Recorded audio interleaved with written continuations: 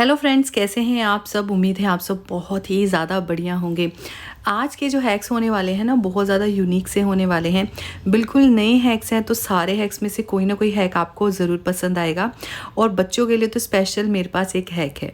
तो आज के 11 हैक्स में से कोई भी हैक पसंद आता है तो चैनल को लाइक, शेयर एंड सब्सक्राइब ज़रूर कीजिए। सबसे पहला हैक पता है क्या है, हमारा भिंडी से रिलेटेड है। जब भी हम भिंडी वगैरह कट करते हैं तो हमें क्या लगता है ना कि जो हाथों में एक तो भिंडी की जो एक लेस सी होती है ना, वो चिपक जाती है। और बनाते टाइम भी हमें ये बहुत ज़्यादा दिक्कत आती है। बनाते टाइम तो हम इसमें नींबू वगैरह ऐड कर सकते हैं। और जब हम इसको कट करते हैं उस टाइम आप क्या कर सकते हैं, इसमें जो है हाथों में थोड़ा सा सरसों का तेल लगा लीजिए। वैसे तो पहले मैं क्या करती थी, मुझे जब ज़्यादा दिक्कत आती थी ना, मैं सारी भिंडियों के ऊपर थोड़ा सा सरसों का तेल लगा लेती थी और कुछ देर के लिए उन्हें छोड़ देती थी। उस वजह से जो लेस होती है ना, वो कम हो जाती है। बट अब मैं क्या करती हूँ, अब मुझे इतनी दिक्कत नहीं आती, तो सिर्फ मैं हाथों पर ही लगाना प्रेफर करती हूँ। पर कई बार क्या होता है ना, कुछ लोगों को ये जो भिंडी की लेस होती है ना, बहुत ज़्यादा परेशान करती है। उस वजह से आप सारी भिंडियों के ऊपर सरसों का ऑयल लगा सकते हैं। बहुत ही यूनिक सा हैक था ये। हैक मुझे मेरी सासू माँ ने बताया था, तो मैंने इसको ट्राई किया और अब मुझे भिंडी काटते हुए बिल्कुल दिक्कत नहीं आती और बहुत ही ज़्यादा बढ़िया लगता है मुझे ये हैक। आपको भी बढ़िया लगेगा। अब बात कर लेते हैं न्यूट्रिएंट्स की।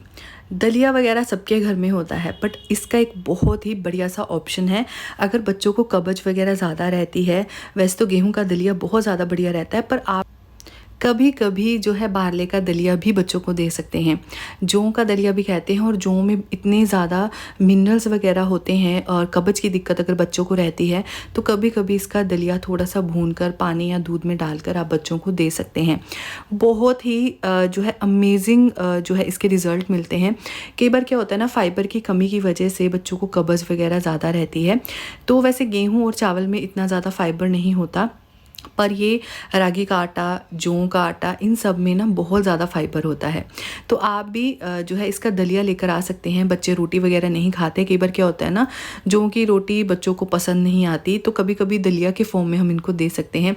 बहुत ज़्यादा न्यूट्रिएंट्स होते हैं। और ये जो है कोई भी आप ले सकते हैं। जो मुझे दिखा मैं वो लेकर आई हूँ। बहुत जो है ईजीली आपको मार्केट में मिल जाता है। इसकी न्यूट्रिशन वैल्यू भी बहुत है। तो अब यहाँ पर हमने जो है बारले का दलिया एक डिब्बे में डाल लिया है।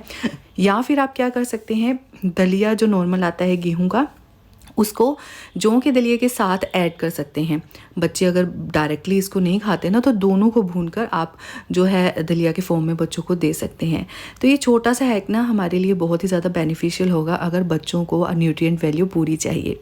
उसके बाद आते हैं, यहाँ पर हमने इसको पहले पानी में बॉईल कर लिया है। हल्का सा पहले मैंने भून लिया था इसको, बहुत ज़्यादा मैंने ब्राउन नहीं किया। वैसे हल्का सा ब्राउन हो ना तो एक खुशबू बहुत ज़्यादा अच्छी आ जाती है। देसी घी में हल्का सा जो है इसको बॉईल करने के बाद थोड़ा सा इसमें हम शक्कर ऐड कर देंगे। जो शक्कर होती है चीनी की जगह बहुत ज़्यादा बढ़िया होती है। कई लोग मुझे कमेंट्स में पूछते हैं कि चीनी और शक्कर में क्या अंतर है, तो हमेशा मैं बताती हूँ उनको कि जो शक्कर हमारे यहाँ कही जाती है वो गुड़ के पाउडर को कहा जाता है शक्कर। और यहाँ पर बॉईल होते मैं 1 चम्मच और इसमें देसी घी का, और देसी घी यहाँ पर मैं यूज़ करी हूँ गाय का। गाय का देसी घी बहुत ही ज़्यादा बढ़िया माना जाता है। तो कभी कभी बच्चों को दूसरे देसी घी की जगह ना गाय का भी दे सकते हैं। तो बहुत ही ज़्यादा बेनिफिशियल इसके भी रिज़ल्ट मिलते हैं। और आयुर्वेदिक मिले और घर पर बनाया हुआ हो तो और भी ज़्यादा बेहतर है। हमने इसको घर पर ही बनाया था। अच्छे से बॉईल कर लेंगे। बस आपको ना जौ का दलिया जब हम बनाते हैं, आपको सिर्फ एक बात याद रखनी है कि ये जो जौ का दलिया होता है थोड़ा सा फूलता ज़्यादा है। इसकी क्वांटिटी कम या ज़्यादा आप अपने हिसाब से ले सकते हैं, बट नॉर्मल दलिए से ज़्यादा थोड़ा सा फूलता है, तो आपको वो ध्यान रखना है। तो यहाँ पर दूध डालकर हम इस दलिए को बना लेंगे। अगली भी टिप ना बच्चों से रिलेटेड ही मैं बता रही हूँ, क्योंकि हमारे घर में भी जो बच्चा है वो खाता पीता कम ही है। तो उसको बहुत सारी चीज़ें ऐसी हों जो न्यूट्रिएंट से भरी हुई हों, तो कभी कभार मैं ऐसी चीज़ें करती हूँ। वैसे तो मैंने एक आटा जो है अलग से रागी वगैरह का मिक्स करके रखा हुआ है, पर कभी कभार गेहूँ के आटे में बेसन वगैरह डालकर, और यहाँ पर हमने गाजर की सब्ज़ी बनाई हुई थी, उसने बिल्कुल डायरेक्टली नहीं खाई। तो मैं क्या करती हूँ, जो भी चीज़ वो नहीं खाता है मैं उसको आटे में गूँध कर दे देती हूँ। मिर्ची वगैरह उस हिसाब से पहले ही कम डालती हूँ, ताकि जब रोटी में भी वो खाए तो पूरी फिनिश कर दे रोटी। अगर आपके घर में भी ऐसा बच्चा है जो सब्जी नहीं खाता, तो आटे में गूंद कर आप उसको दे सकते हैं। एक तो उसको वो सब्जी मिल जाएगी, सेकेंडली वो टेस्ट के साथ खाएगा। अच्छे से मैं इसको पीस लूँगी। अगर गाजर की सब्ज़ी अच्छे से ना बनी हो ना, तब भी आपको दिक्कत आएगी कि वो हल्की कच्ची कई बार रह जाती है। तो अच्छे से पकी हुई हो और उसके बाद आप इसको अच्छे से मैश कर लीजिएगा। और जो है ये देखिए बहुत ही बढ़िया तरीके से मैंने इसको मैश कर लिया है। और अब इसका ना पराठा या फिर आप नॉर्मल रोटी या फिर आप इसकी पूरी भी बना कर दे सकते हैं, अगर बच्चे पूरी खुश होकर खाते हैं। तो ये देखिए बहुत ही बढ़िया से एक आटा लग चुका है। बस अब यहाँ पर मैं इसको जो है पराठे के फॉर्म में दे दूँगी। उसको भूख लगी हुई थी, मेरे आसपास ही घूम रहा है वो, तो इसको आप जो है पराठे के फॉर्म में दीजिए, रोटी के फॉर्म में दीजिए, पूरी के फॉर्म में दीजिए, जैसे भी देना है। दही के साथ दे सकते हैं, सब्जी भी मिल जाएगी, दही भी मिल जाएगा। तो ऐसे छोटी छोटी चीज़ें ना बच्चों के लिए करनी पड़ती हैं, क्योंकि डायरेक्टली कई बार बच्चे सब्जी नहीं खाते। दाल वगैरह नहीं खाता तब भी मैं आटे में गूँध देती हूँ, सब्जी वगैरह नहीं खाता तब भी मैं आटे में गूँध देती हूँ। बहुत सारी ऐसी चीज़ें हैं। अगर आप भी ऐसा कुछ करते हैं तो ना मुझे कमेंट सेक्शन में ज़रूर बताइए। अगर आपके घर में भी जो आपका बच्चा है वैसे रोटी नहीं खाता हो तो मुझे ज़रूर बताएं। जब भी घर में सब्ज़ी बनती है तो आप कौन सा नमक यूज़ करते हैं मुझे ज़रूर बताएं। हमारे घर में जो नमक यूज़ किया जाता है वो है पिंक सॉल्ट, या फिर अब हम जो है रॉक सॉल्ट यूज़ करते हैं, पिसवा कर रख लेते हैं।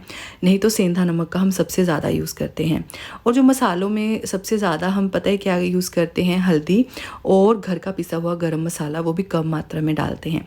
उसके साथ ही यहाँ पर भिंडी के लिए मेरे पास एक बहुत ही बढ़िया सी एक फ्लेवर्स बढ़ाने के लिए एक जो है नुस्खा है, वो है हमारे घर में जो है चाट मसाला होता है ना, आप थोड़ा सा वो डाल दीजिए। क्योंकि थोड़ी सी खटास होने से जो भिंडी की सब्ज़ी होती है ना, बहुत ही ज़्यादा टेस्टी बनती है। नींबू है तो नींबू डाल दीजिएगा, चाट मसाला है चाट मसाला डाल सकते हैं। आपने देखा होगा मैंने सब्ज़ी में बहुत ज़्यादा जो है बहुत ज़्यादा मसालों का यूज़ नहीं किया है। कई घरों में बहुत ज़्यादा मसालों का यूज़ किया जाता है तो उतना ज़्यादा बेटर नहीं रहता, कभी कभार सही रहता है। हमारे घर में जो रूटीन में 3 मसाले ही डलते हैं, और जो मैंने आपको बताया नमक, सेंधा नमक हो गया। उसके बाद इसमें हम डालते हैं हल्दी और थोड़ा सा गरम मसाला अगर जो इच्छा है तो। और उसके बाद जो है हरी मिर्च काट कर हम डालते हैं। लाल मिर्ची पाउडर का भी यूज़ नहीं करते। अगर सिंपल सी चीज़ें रखेंगे ना तो हमें कई बार जलन की दिक्कत होती है ना गले में, वो बिल्कुल नहीं रहती। ज़्यादा मसालों की वजह से ये दिक्कत हमें रहती है। तो आप भी ये वाला हैक ना ट्राई कर सकते हैं। कम मसालों में सब्जी बनाने वाला हैक आपको यकीनन बहुत ही ज़्यादा पसंद आएगा। अब आते हैं कैसे हेल्थ टिप की, जो कि मौसम चेंज होने की वजह से बच्चों के साथ रहता ही है। बच्चे क्या होते हैं ना, रात को आपको पता होगा कई बार बंद नाक हो जाती है और ज़्यादा खांसी लेते हैं। तो एक आप हैक ट्राई कर सकते हैं। इस हैक में आपको कुछ नहीं करना, आपको सरसों का तेल लेना है। सबसे पहले सरसों का तेल लेने के बाद छोटी कटोरी में, या तो आप उसको डायरेक्टली जो कटोरी रख दीजिए गैस के ऊपर, नहीं तो तवे के ऊपर रखिए। तवा गरम करने के बाद जब सरसों का तेल गरम हो जाएगा ना, तब आंच को बंद कर दीजिएगा। और फिर आप क्या करेंगे, सरसों के तेल को निकाल लीजिएगा नीचे। हल्का सा ठंडा होगा, ज़्यादा नहीं, हल्का गुनगुना ही चाहिए हमें, हल्का सा गरम। उसमें आप थोड़ी सी विक्स ऐड कर दीजिए। विक्स को गरम नहीं करना, नहीं तो मैं डायरेक्टली डाल देती, ऐसा बिल्कुल नहीं करना।